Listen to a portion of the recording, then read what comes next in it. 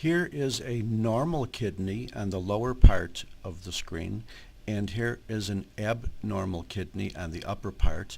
The upper part we will explain in more detail about the substance at hand. Let's zoom in a little bit on the normal kidney. And anywhere you go in this cortex, you can see, here perhaps part of a glomerulus.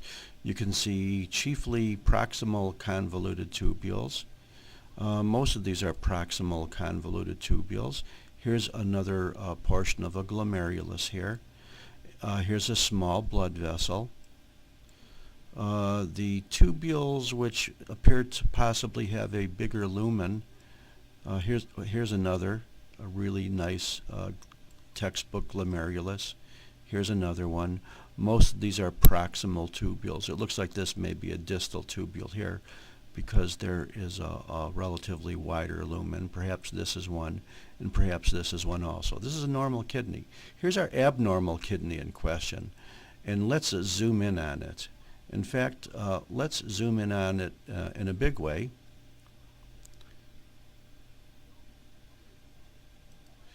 And I think we could recognize it as kidney. I think we could see some glomeruli, 1, 2, 3, 4, 5, 6, 7, 8.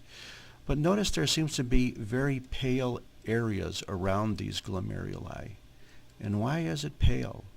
Well, it's pale because the tubules are necrotic. And in these necrotic tubules, you can no longer see a good nuclear definition. It's as though the whole tubule is degenerated, coagulative necrosis, and the cells have basically broken down. The two main classifications of acute tubular necrosis are toxic as well as vascular.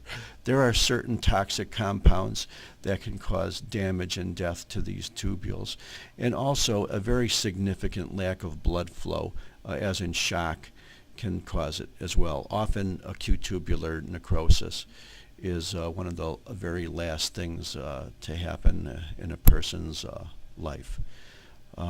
Thank you very much.